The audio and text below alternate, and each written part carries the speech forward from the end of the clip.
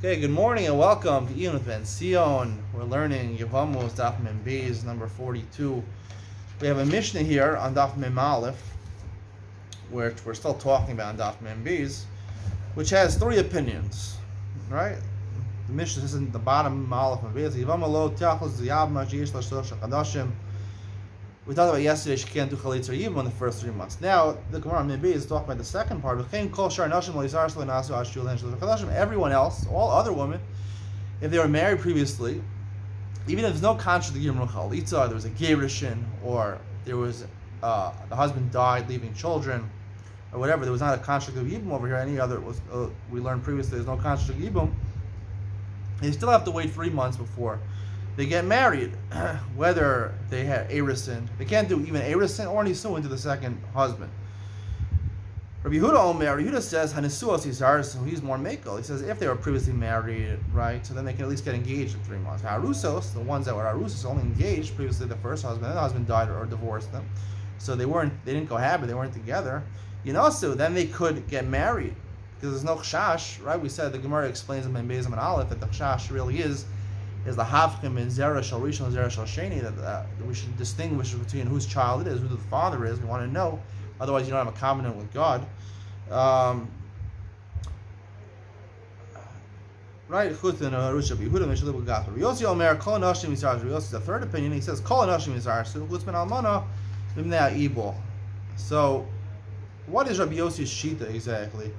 So the Art Scroll and I think Rashi and most Mefarshim say Yossi really agrees 100% with Rabbi Yehuda. He says Kol Nashim Yisarsu, meaning any woman, even if she's married to the first husband, she can get erisin. And he would agree also that if she's only an arusa from the first husband, then she can even get married. The only thing he's arguing about chusman almana min ha'ibul, he's more machmir.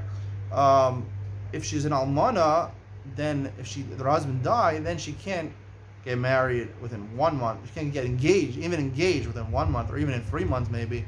She can't get engaged because she has to misabel over her first husband, and getting engaged to someone else ruins that avelos.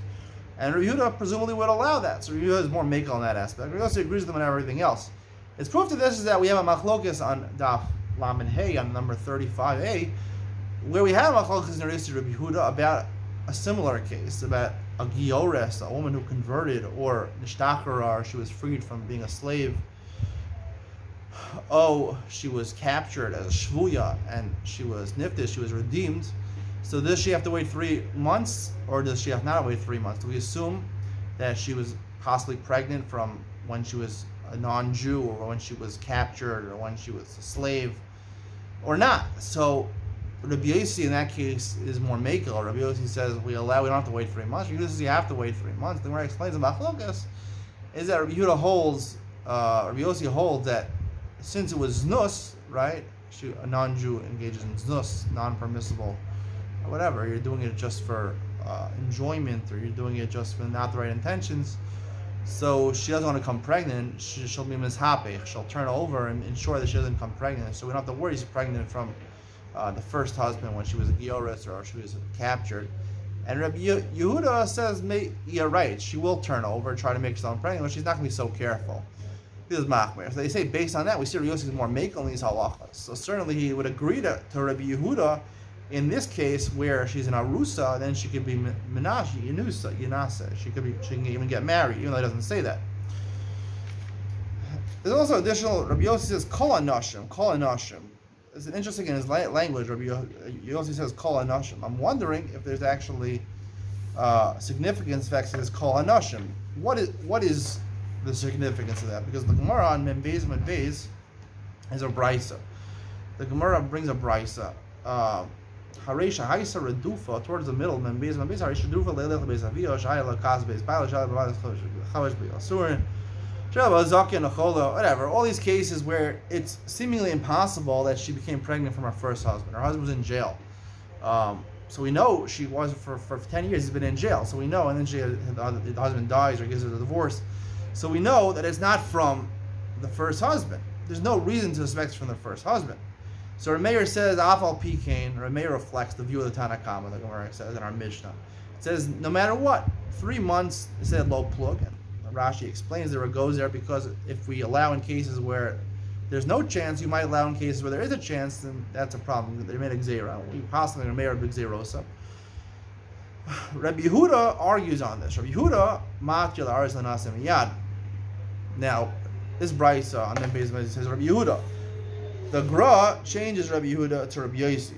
He says no. The real Girsa over here is Rabbi Yossi, which makes a little sense because the Gemara beforehand says Rabbi Yochanan pasking like Rabbi Yossi, and the Gemara says, how can you pasking like Rabbi Yossi? He argues on Tanakama or Mishnah, which seems to be a Rabbim. So the Gemara says, no, it's a Yechidah. The Yechidah, the Tanakama or Mishnah is a singular opinion. It's not the Rabbanan.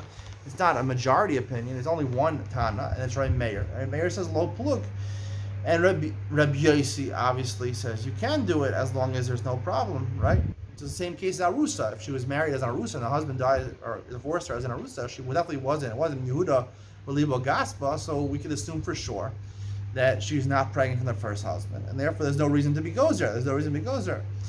So they're trying to bring a proof to Rabbi Yossi. So it would assume that it'd be Rabbi Yossi, but the problem is it says Rabbi Yehuda. It doesn't say Rabbi Yehuda. The Gemara changes it. So whenever you have to amend the text, you'd rather try to fit it in with the actual, the actual Masorah that we have. The Masorah we have, it says on the daf Rabbi Yehuda. They didn't change what it says on the daf Rabbi Yehuda.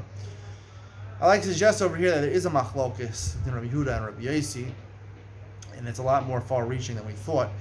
Is that Rabbi Yehuda matil aris lanasim miyad? Rabbi Yehuda allows you. He's the only one that allows nisuin. If she's in a rooster, there's no chance that she'll come pregnant in the first one. Rabbi Yehuda says, go right ahead, get married. Rabbi Yossi has a totally different shita. He's making on his machmer in one regard. Rabbi Yossi says kol hanashim. Kol hanashim means kol hanashim means like all these cases where it's impossible. She's an islandess, she's a akara, she's barren. It's impossible to have a child from her first husband. All you can do is erusin. All you can do is erusin. You can't do nisuin over there in those cases. Why can't you do nisuin in those cases? Why can't you do nisuin in those cases? And what is Tanakama or Meir or Karen Biyamna? They say they argue you can't do erusin. So it's like a three of machlokist. Tanakama says you can do nothing. You can't do erusin, even there's no chance. Rabbi Yossi says if there's no chance, then you can do erusin. And Rabbi Yehuda says if there's no chance, then you can even do nisuin. So it's a three of machlokas. What exactly is the machlokas over here? So I like to explain that even Rabbi Meir would hold. It's really like I said yesterday that when the Gemara says lahafel mizeresh nidab kedusha zeresh nidab kedusha, it's not talking about the actuality that we have to know and have to be sure that it's from this husband and not from the previous husband. It goes back to the root of how people feel, human nature and emotions of people. And I really believe that they're arguing about the nature. A lot of machlokes tanoim are about the nature of people. What do people really feel? Even if she's an akara, the husband's based asurin, right?